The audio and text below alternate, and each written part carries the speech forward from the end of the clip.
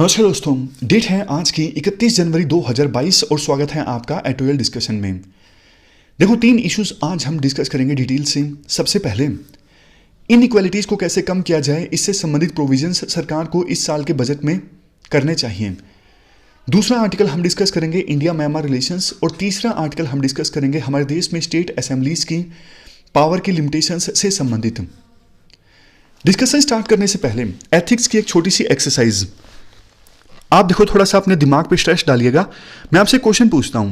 देखो, हमारे देश में जो टॉप लेवल पे ऑफिसर्स काम करते हैं, जैसे प्रिंसिपल सेक्रेटरी हैं किसी डिपार्टमेंट में, हेल्थ डिपार्टमेंट में या फिर एजुकेशन डिपार्टमेंट में, और दूसरी तरफ फील्ड लेवल पे ऑफिसर्स जो काम करते हैं जैसे डीएम हैं, दोनों के सामने जो चैलेंजेस होते हैं वो किस प्रकार से अलग अलग होते हैं और दोनों के काम में क्या डिफरेंस होता है, बताइए। थोड़ा सा मैं बताता हूं, थोड़ा सा आप उस डायरेक्शन में सोचिएगा। देखो, जो टॉप लेवल पे ऑफिसर्स होते हैं ना, वो एडवाइस का काम ज्यादा करते हैं।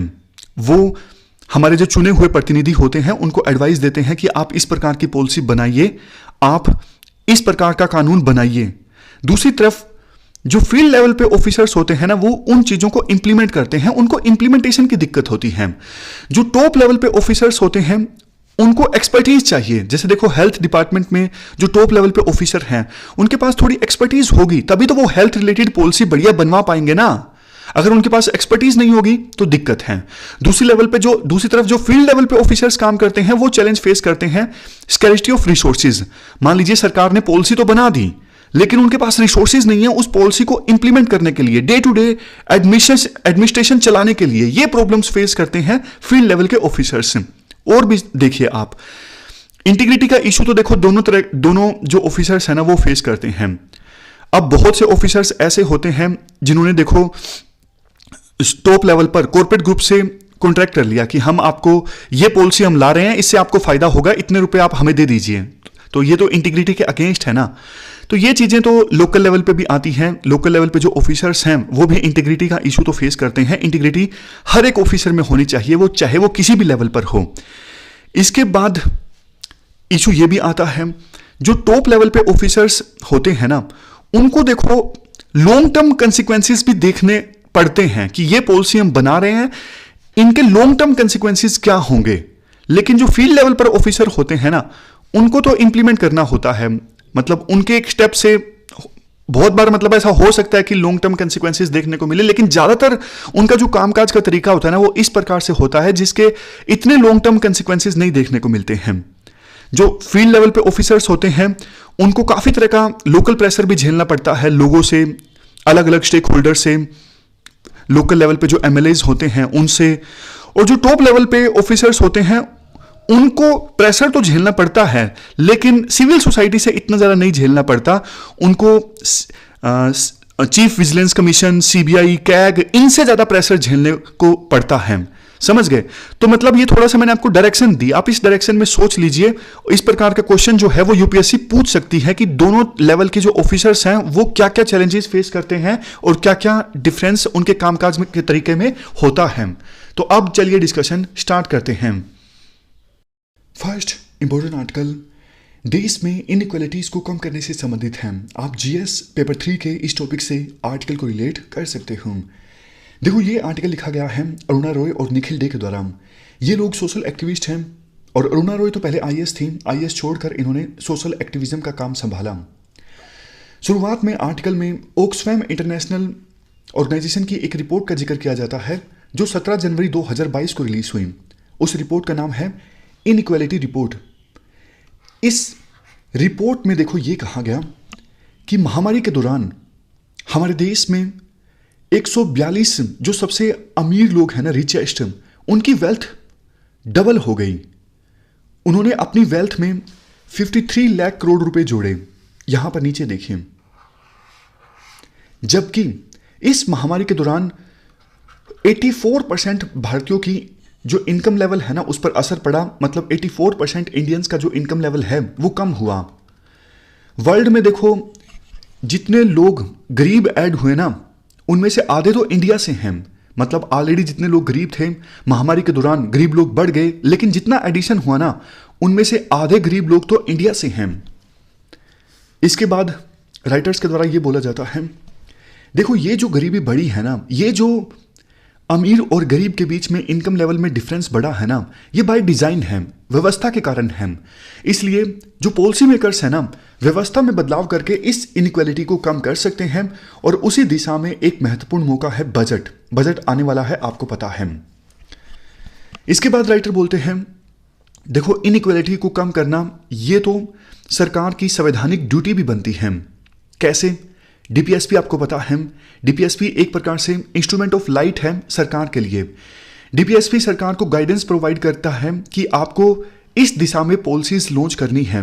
और डीपीएसपी का जो आर्टिकल 38 और 39 है ना, ये इनइक्वालिटीज को कम करने की दिशा में बोलता है। मतलब सरकार को एक प्रकार से गाइडेंस देता है कि आप इनइक्वालिटीज को कम कीजिए। स्पेसिफिकली बात करें तो संविधान का आर्टिकल 38 सेक्शन 1 ये वेलफेयर ऑफ पीपल की बात करता है। और आर्टिकल 39C ये बोलता है सरकार इस प्रकार से प्रयास करेगी कि वेल्थ जो है वो कुछ ही हाथों में कॉन्सेंट्रेट ना हो। तो ये सरकार की ड्यूटी बनती है इनइक्वालिटीज को कम करना।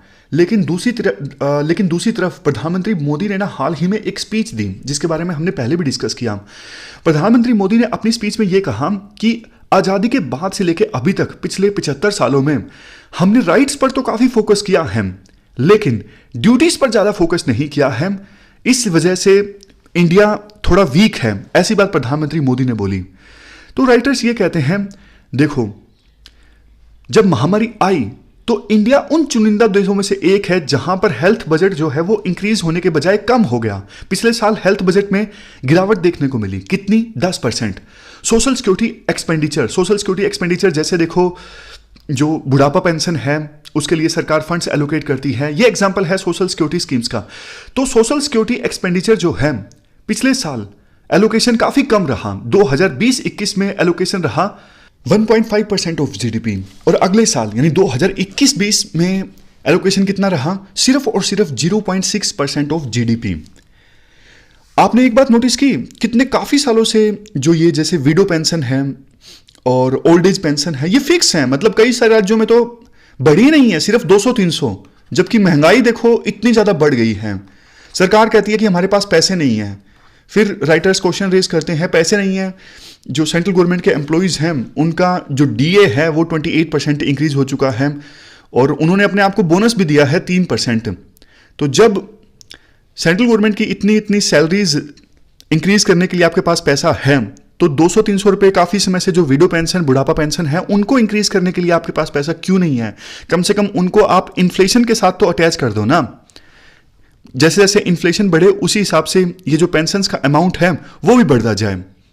सरकार मनरेगा पे, नेशनल फूड सिक्योरिटी एक्ट पे खर्चा करके खुश नहीं है, जबकि देखो इस महामारी के समय यही स्कीम्स बहुत ज्यादा काम आई। जब माइग्रेंट वर्कर्स अपने घरों की तरफ लौट गए ना तो वहां पर उन्होंने मनरेगा स्कीम के तहत काम करके अपना खर्चा चलाया। और नेशनल फूड सिक्योरिटी एक्ट ने तो न जाने इस महामारी के समय में कितने करोड़ लोगों का पेट भरा। लेकिन फिर भी सरकार ने शुरू में तो एलोकेशन इंक्रीज किया, बाद में इंक्रीज नहीं किया। बाद में सरकार बोली जब आवश्यकता पड़ेगी तो हम कर देंगे, लेकिन सरकार ने नहीं किया। इसके बाद राइटर्स बोलते हैं, एक देखो बहुत गंभीर इशू है, जो ये नेशनल फूड सिक्योरिटी एक्ट के बेनिफिशरीज है ना, इनकी लिस्ट काफी सालों से अपडेट ही नहीं हुई है। 2011 के सेंसस के अनुसार नेशनल फूड सिक्योरिटी एक्ट के बेनिफिशरीज की लिस्ट बनी थी। आप बताइए 10 साल में और लोग एलिजिबल नहीं हुए होंगे ना। ये तो मतलब बेनिफिशरीज की लिस्ट तो रेगुलरली अपडेट होनी चाहिए ना भाई। कोई नीडी पर्सन है वो छूट ना जाए, अगर वो डिजर्व करता है तो उनको इस स्कीम के तहत सस्ता अनाज मिलना चाहिए। लेकिन नहीं, सरकार ने 2011 के सेंसस के हिसाब से ये स्कीम बनाई थी और अभी तक उसे अपडेट नहीं किया है। नई एंट्रीज नहीं हो रही हैं। 12% लोग ऐसे हैं, मतलब इस स्कीम में अभी जितने बेनिफिशरीज हैं ना उनके 12% लोग ऐसे हैं जो लीगली इंटाइटल्ड हैं, उनको स्कीम का लाभ मिलना चाहिए। लेकिन नहीं, सरकार ने फ्रेश जो एंट्रीज है ना उन पर फ्रीज लगा के रखा है, यानी फ्रेश बेनिफिशरीज नहीं आ पा रही हैं इस स्कीम के अंतर्गत। इसके बाद एजुकेशन की बात की जाती है बच्चों के लिए। महामारी के कारण बहुत से बच्चे तो देखो ऐसे हैं जो भूल ही गए हैं फॉर्मल एजुकेशन होती क्या है। काफी सारे टीनेजर ऐसे हैं गरीब घरों से जो अब काम करने लगे हैं, मतलब उन्होंने पढ़ाई पूरी तरह से छोड़ दी है। लेकिन इस पीरियड के दौरान भी सरकार ने एजुकेशन बजट में जो एलोकेशन है वो 6% कम कर दिया। ऐसे तो देखो गरीबी और ज्यादा बढ़ जाएगी। जब ऐसे छोटे बच्चे अब एजुकेशन को छोड़ के वर्कफोर्स में लगेंगे तो कभी भी वो स्किल हासिल नहीं कर सकेंगे अच्छे से, और कभी भी वो गरीबी रेखा से ऊपर नहीं आ सकेंगे, मतलब जनरलाइज नहीं कर सकते। लेकिन ऐसे बच्चे जिन्होंने पढ़ाई नहीं प्राप्त की, शुरू में ही काम में लग गए, तो वो गरीबी के विशियस साइकिल में फंस के रह जाएंगे। इसके बाद राइटर ये बोलते हैं, सजेशन देते हैं मतलब राइटर, कि देखो सरकार जो बार बार बोलती है ना हमारे पास पैसे नहीं है, हमारे पास पैसे नहीं है, तो एक सजेशन हम देते हैं, जो 1% अमीर लोग हैं ना उनके ऊपर आप 2% वेल्थ टैक्स लगा दो। जो हमारे देश में 1% सबसे अमीर लोग हैं उनके ऊपर 2% आप वेल्थ टैक्स लगा दो और 33% इनहेरिटेंस टैक्स लगा दो। मतलब विरासत में उन्हें जो कुछ मिला अपने माँ बाप से और ग्रैंड पेरेंट्स से, जो भी उन्होंने प्रॉपर्टी इनहेरिट की, उस पर 33% टैक्स है। ये आपको करना है देश की सबसे अमीर 1% पॉपुलेशन पर। इससे आपको एक साल में 11 लाख करोड़ रुपए का रेवेन्यू प्राप्त होगा और उस रेवेन्यू की सहायता से आप बहुत सारी सोशल सेक्टर की जो स्कीम्स हैं वो लॉन्च कर सकते हो। लेकिन बहुत हद तक सरकार इस सजेशन को नहीं मानेगी और इनइक्वालिटीज जो है हमारे देश में ज्यों की त्यों बरकरार रहेगी।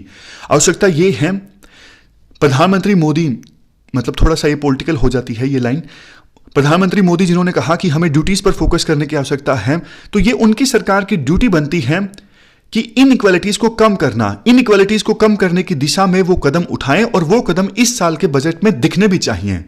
तो ये हमने पूरा आर्टिकल डिस्कस किया हमारे देश में इनइक्वालिटीज को कम करने से संबंधित। चलते हैं आगे। इसके बाद next article India Myanmar relations से संबंधित है। आप जीएस पेपर सेकंड के इस टॉपिक से आर्टिकल को रिलेट कर सकते हो। ये आर्टिकल लिखा गया है राजीव भाटिया के द्वारा। क्या कंटेक्स्ट है, देखो पिछले साल 1 फरवरी को म्यांमार में कू हुआ था, यानी मिलिट्री ने सत्ता पर कब्जा कर लिया था। अब उस बात को 1 साल पूरे होने वाले हैं कल। इससे पहले भी म्यांमार में ऐसा नहीं कि पूरी तरह से डेमोक्रेसी थी, हाइब्रिड डेमोक्रेसी थी। हाइब्रिड डेमोक्रेसी का मतलब 25% सीट्स तो पहले भी मिलिट्री जनरल्स के लिए, मिलिट्री ऑफिसर्स के लिए रिजर्व थी। तो अब चूंकि 1 साल पूरे होने वाले हैं, जो अपोजिशन कैंप है म्यांमार में, जो मिलिट्री कू का अभी भी विरोध कर रहा है, उन्होंने नेशन वाइड साइलेंट स्ट्राइक का आह्वान किया है। यानी इस मौके पर मास क्लैपिंग होगी। जैसे कोरोना के समय हमारे देश में ताड़ियां बजाई गई थी, थालियां बजाई गई थी, लेकिन वहां पर ताड़ियां बजाई जाएंगी इस मौके पर जब 1 साल पूरा हो रहा है मिलिट्री कू को म्यांमार में। लोग देखो मिलिट्री से नाराज हैं, बहुत से लोग नाराज हैं क्योंकि बहुत ज़्यादा उनका ऑपरेशन हुआ है। उनके जो इलेक्टेड लीडर्स हैं उनको जेल में बंद कर दिया गया है। म्यांमार के बहुत से लोग इंटरनेशनल कम्युनिटी से भी नाराज हैं क्योंकि इंटरनेशनल कम्युनिटी ने अभी तक ज़्यादा कुछ नहीं किया है म्यांमार में डेमोक्रेसी को फिर से रिस्टोर करने के लिए। बहुत से म्यांमार के लीडर्स ऐसे हैं जो बोल रहे हैं 2022 के अंत में मिलिट्री रूल को ख़त्म कर दिया जाएगा, लेकिन ज़्यादा लोग अपोजिशन लीडर्स के इस आह्वान का, इस बात का मानने को तैयार नहीं है कि 2022 के अंत में म्यांमार से जो मिलिट्री रूल है वो ख़त्म हो जाएगा। अब देखो क्वेश्चन ये भी उठता है कि म्यांमार में मिलिट्री ने आखिरकार कू किया क्यों। देखो ना, नवंबर 2020 में ना म्यांमार में इलेक्शंस कंडक्ट हुए थे और उन इलेक्शंस में एनएलडी पार्टी भारी बहुमत से जीत कर आई थी। तो म्यांमार की मिलिट्री को यह लगने लगा था कि अब चूंकि इतने बड़े बहुमत से एनएलडी पार्टी जीत कर आई है, वो संविधान को चेंज कर देगी और जो मिलिट्री ऑफिसर्स हैं उनकी जो पावर्स हैं वो कम कर दी जाएंगी। तो इससे पहले कि सेकेंड टर्म स्टार्ट होती एनएलडी पार्टी की, उससे पहले ही वहां पर मिलिट्री ने कू कर लिया, यानी सत्ता पर कब्जा कर लिया। तब से लेके अभी तक 1 साल हो गया म्यांमार में संघर्ष चल रहा है और इस संघर्ष में 1498 लोगों की देखो जानें भी चली गई हैं, 11,787 लोगों को कैद में रखा गया है, बहुत से जो सिक्योरिटी पर्सनल हैं उनकी भी जान चली गई है। म्यांमार के बहुत से लोग ऐसे हैं जो दूसरे देश में जाना चाहते हैं इस ऑपरेशन से बचने के लिए। काफी सारे, यानी ऑलमोस्ट 15,000 लोग तो मिजोरम में आ गए हैं हमारे देश में। देखो म्यांमार के कू से निपटने के लिए म्यांमार की सारी जो अपोजिशन पार्टीज है ना, उन्होंने मिलकर एक गवर्नमेंट इस्टेब्लिश की, नेशनल यूनिटी गवर्नमेंट। ये एक प्रकार से पैरेलल गवर्नमेंट थी। जैसे ब्रिटिशर्स का रूल था ना हमारे देश में, तो पैरेलल गवर्नमेंट बनती थी जैसे 1942 में भी बनी क्विट इंडिया मूवमेंट के दौरान, तो उसी प्रकार से नेशनल यूनिटी गवर्नमेंट बनी, सभी ओपोजिशन पार्टीज ने मिलकर ये गवर्नमेंट इस्टेब्लिश की। लेकिन देखो जो ये ओपोजिशन इकट्ठा हुआ ना, इन्होंने वायलेंस को भी अंजाम दिया। तो जैसे आपने पढ़ा होगा, जब हम आज़ादी की लड़ाई लड़ रहे थे तो गांधी जी एक बात बोलते थे, उन्होंने चोरी चौरा की घटना के बाद जो नॉन कोऑपरेशन मूवमेंट थी उसको छोड़ भी दिया था। उनका कहना था अगर किसी भी मूवमेंट में वायलेंस होता है ना तो सरकार जो है उस मूवमेंट को आसानी से दबा सकती है इस नाम पर कि वायलेंस हो रहा है। तो म्यांमार में भी नेशनल यूनिटी गवर्नमेंट के द्वारा थोड़ा बहुत वायलेंस को अंजाम दिया गया, तो मिलिट्री ने इस नेशनल यूनिटी गवर्नमेंट को टेररिस्ट अंजाम दिया, टेररिस्ट करार दे दिया कि ये तो टेररिज्म फैला रही है।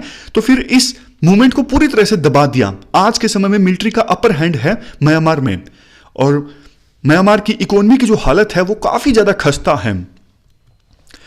तो अब बात आती है कि आसियान क्या कर रहा है और वर्ल्ड कम्युनिटी क्या कर रही है म्यांमार में फिर से डेमोक्रेसी रिस्टोर करवाने के लिए। देखो पहले बात करें आसियान की। आसियान का समिट ऑर्गेनाइज हुआ और म्यांमार के जो टॉप मिलिट्री जनरल है ना उनको बुलाया भी गया आसियान के उस समिट में। 5 पॉइंट पर सहमति बनी, जिसमें से कुछ पॉइंट्स इस प्रकार से हैं कि म्यांमार की जो मिलिट्री है वो वायलेंस का रास्ता छोड़ेगी, नेशनल डायलॉग होगा और आसियान के द्वारा मीडिएशन करवाया जाएगा म्यांमार में शांति इस्टेब्लिश करने के लिए। शुरू में तो देखो म्यांमार के military general, top military general Min अंग हलैंग, इन्होंने इस बात को माना, 5 पॉइंट कंसेंसस फॉर्मूले को माना, लेकिन बाद में वो पलट गए। मतलब उन्होंने इस 5 पॉइंट कंसेंसस को मानने से इनकार कर दिया। एक पॉइंट ये भी था कि मीडिएटर जाएंगे, आसियान के स्पेशल एनवॉय जाएंगे और वो सू की जो टॉप लीडर है एनएलडी पार्टी की, उनसे मुलाकात करेंगे। लेकिन म्यांमार की आर्मी ने मना कर दिया। उन्होंने कहा कि नहीं, हम सू की से आपकी मुलाकात नहीं होने देंगे। आज के समय में देखो आसियान भी डिवाइडेड है। आज के समय में आसियान की जो चेयरमैनशिप है ना वो कंबोडिया के पास में है। तो कंबोडिया तो ये चाहता है कि कुछ चीजें अगर म्यांमार की मिलिट्री नहीं भी मानती है ना तो कोई दिक्कत नहीं है, वो नहीं बात करवाने देना चाहती स्पेशल एनवॉय से सू की तो कोई बात नहीं, मत करवाने दो। अगर वो 2008 के कॉन्स्टिट्यूशन में थोड़ा बहुत बदलाव करती है तो करने दो, ये बात कंबोडिया बोलता है। थाईलैंड भी इस चीज का समर्थन करता है। लेकिन देखो कुछ देश जैसे इंडोनेशिया वो बोलता है कि नहीं, सॉफ्टर जो अप्रोच है ना म्यांमार के ऊपर वो सही नहीं है। अब देखो कुछ एक्सपर्ट्स ऐसे हैं जो कहते हैं आसियान ना आज नहीं तो कल इंटरनल कंसेंसस डेवलप कर लेगा म्यांमार के ऊपर। लेकिन बात करें दूसरे स्टेक होल्डर्स की, जैसे वेस्टर्न कंट्रीज देखो सैंक्शंस लगा देते हैं, लेकिन उनको इस चीज को समझने की आवश्यकता है म्यांमार के ऊपर सैंक्शंस लगाने का एक लेवल से ज्यादा म्यांमार के मिलिट्री जनरल्स पर फर्क पड़ता नहीं है। आप बताइए, जो देखो ऑथोरिटेरियन रेजिम चलाते हैं उनको क्या असर पड़ता है अगर जनता गरीब होती है तो हो, उनको तो अपनी पावर से मतलब है। तो वेस्टर्न कंट्रीज को यह समझने की आवश्यकता है कि म्यांमार मिलिट्री को जो लगता है ना कि हमारा रोल होना ही चाहिए म्यांमार के गवर्नेंस में, क्योंकि म्यांमार की मिलिट्री का रोल अगर कम हो जाता है ना तो फिर म्यांमार की यूनिटी, म्यांमार की सोवरेनिटी वो खतरे में आ जाएगी। ये म्यांमार की मिलिट्री की सोच है, तो इस सोच का उल्लंघन नहीं कर सकती वेस्टर्न कंट्रीज।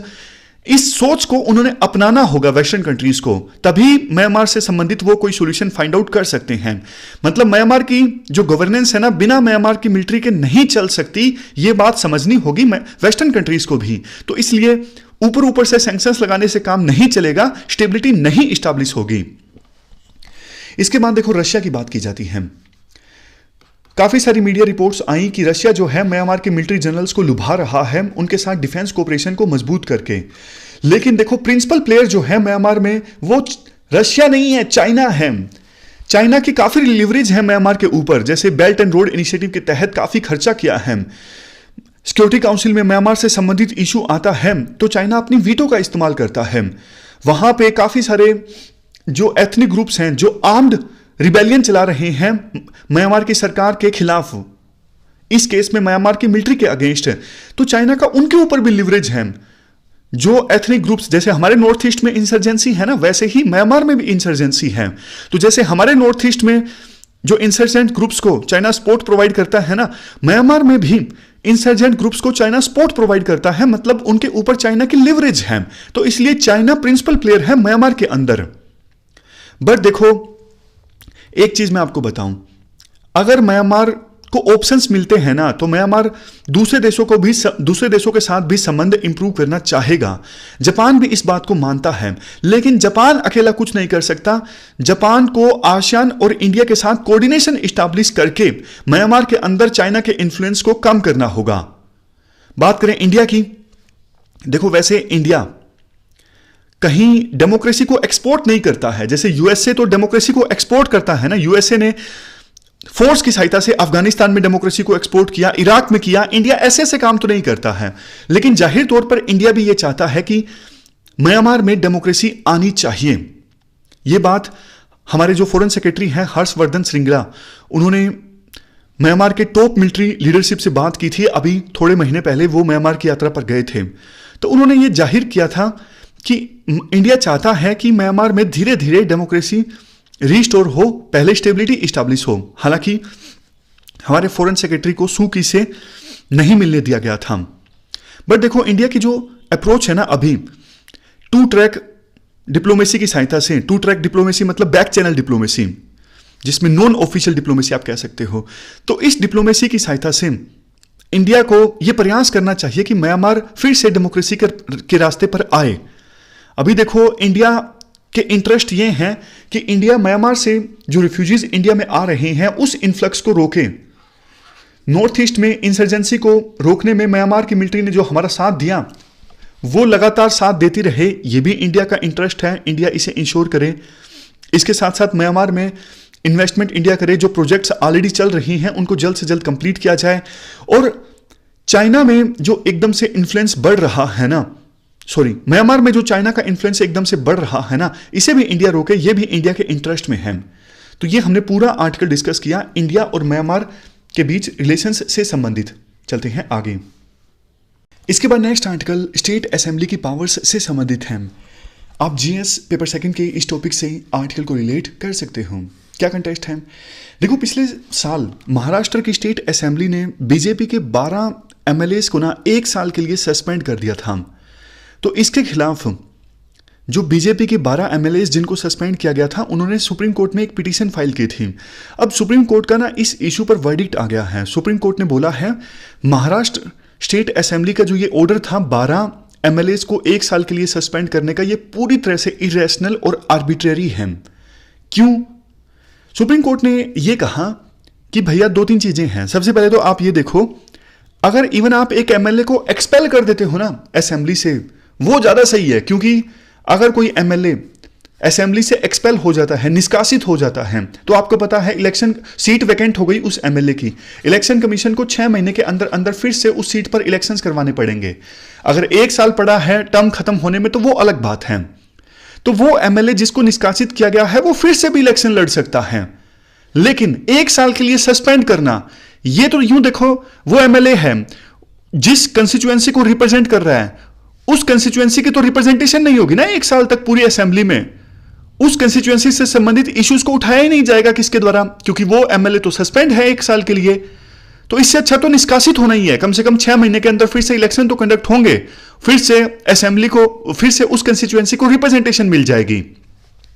इसके बाद सुप्रीम कोर्ट ने देखो ये भी कहा, ये जो असेंबली से सस्पेंड करने वाला प्रोविजन होता है ना, ये भैया पुनिटिव नहीं है, ये सेल्फ डिफेंसिव है। मतलब ये जो प्रोविजन है वो इसलिए है कि असेंबली में सुचारू रूप से काम किया जा सके। अगर कोई मान लीजिए एमएलए ज्यादा ही तंग कर रहा है, तो उसको सस्पेंड करने का मतलब ये होता है कि उसको, वो हाउस से चला जाएगा और उसके बिना हाउस ठीक से काम कर लेगा, ये मतलब होता है। ऐसा नहीं कि जिसने हाउस में थोड़ा गलत बिहेवियर किया तो उसको 1 साल के लिए उसको पनिशमेंट दी जाए कि हाँ भैया हम तेरे को अब सजा दे रहे हैं क्योंकि तुमने गलत काम किया। नहीं, असेंबली से अगर किसी को सस्पेंड किया जाता है तो वो सेल्फ डिफेंसिव प्रोविजन है, ना कि पुनिटिव प्रोविजन। मतलब सस्पेंशन इसलिए होता है ताकि उसके जाने के बाद हाउस ठीक से काम कर सके, ना कि उसको सजा देने के लिए होता है कि हाँ भैया हम आपको सजा दे रहे हैं क्योंकि आपने हाउस को डिसरप्ट किया। सजा देने के लिए प्रोविजन नहीं होता। तो आप देखो, जब ये सेल्फ डिफेंसिव प्रोविजन है तो ये थोड़े समय के लिए होना चाहिए ना, ग्रेडेड अप्रोच होनी चाहिए। हाउस के रूल्स में ये बोला भी गया है कि स्पीकर पहले तो, अगर कोई मेंबर अगर डिसरप्शन करता है ज्यादा ही, तो स्पीकर ना ग्रेडेड अप्रोच अपनाते हैं। ग्रेडेड अप्रोच मतलब धीरे धीरे एक हायर लेवल की तरफ जाते हैं। सबसे पहले तो उस मेंबर को नेम कर दिया जाता है। नेम करना मतलब जैसे आज किसी एमएलए ने हाउस में डिसरप्शन किया है तो उसे स्पीकर ने नेम कर दिया है, तो मतलब आज के दिन की जो बची हुई प्रोसीडिंग है ना, उसमें वो एमएलए पार्टिसिपेट नहीं करेगा। ये मतलब होता है नेम करने का। अगर फिर भी अगले दिन भी वो एमएलए डिसरप्शन करता है, बार बार करता है, फिर स्पीकर चाहे तो उस एमएलए को बचे हुए सेशन के लिए सस्पेंड कर सकते हैं कि आप इस बचे हुए पूरे सेशन में नहीं आओगे। ये मतलब ये ग्रेडेड अप्रोच का मतलब है कि धीरे धीरे आप नेक्स्ट स्टेप की तरफ आगे बढ़ोगे। पहले एक दिन के लिए उसको नेम करोगे, फिर पूरे सेशन के लिए करोगे, लेकिन पूरे साल के लिए कैसे कर सकते हो आप? आपने एज्यूम कर लिया कि आने वाले सेशंस में भी वो जो एमएलए है वो यही अप्रोच अपनाएगा। ये तो गलत है ना, ये तो प्रिजुडाइज होने वाली बात हो गई। तो सुप्रीम कोर्ट की बेंच ने ना ये सब तर्क दिए। इसके अगेंस्ट महाराष्ट्र की सरकार ने ये बोला था कि देखो ये तो असेंबली का डिसीजन है। तो सुप्रीम कोर्ट ने कहा कि देखो असेंबली में आपकी मेजोरिटी है, इसका मतलब ये नहीं ना कि मेजोरिटी से आप कुछ भी कर दोगे। ऐसे तो कल को ऐसी सिचुएशन आ जाएगी। मैं आपको एग्जांपल देता हूं। अब 90 सीट हैं, मेजोरिटी कितने की होनी चाहिए? 46 की। तो सरकार को डर लगता है कि किसी बिल पे ना कुछ एमएलएज हमें धोखा दे सकते हैं, तो सरकार क्या करेगी? जानबूझ के अपोजिशन के एमएलएज को सस्पेंड कर देगी ताकि वो उस बिल की चर्चा के दौरान मौजूद ही ना हो।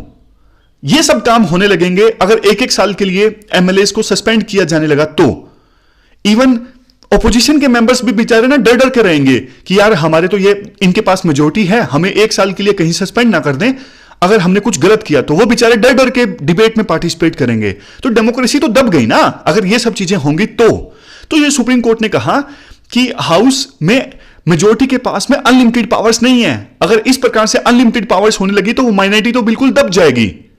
तो ये देखो, राइटर भी कहते हैं ये बहुत अच्छा जजमेंट है सुप्रीम कोर्ट का। उन्होंने एक प्रकार से बोल दिया है सभी स्टेट असेंबलीज को कि आपके मैटर्स को हम संविधान के अनुसार रेगुलेट कर सकते हैं। मतलब आपकी जो पावर्स है ना मेजोरिटी की, वो अनलिमिटेड नहीं है। संविधान के हिसाब से चीजें चले, ये इंश्योर करने के लिए हम अंदर के असेंबली के अंदर के मामलों पर भी अपना वर्डिक्ट दे सकते हैं, उनको रेगुलेट कर सकते हैं। ये इंडिकेशन दे दिया है सुप्रीम कोर्ट ने इस इशू पर अपना वर्डिक्ट सुनाकर। तो ये हमने पूरा इशू डिस्कस किया स्टेट असेंबलीज में पावर्स की लिमिट से संबंधित। हमारी आज की इस डिस्कशन में इतना ही है। आज हमने 3 इश्यूज को डिटेल से डिस्कस किया। Thank you very much for discussion.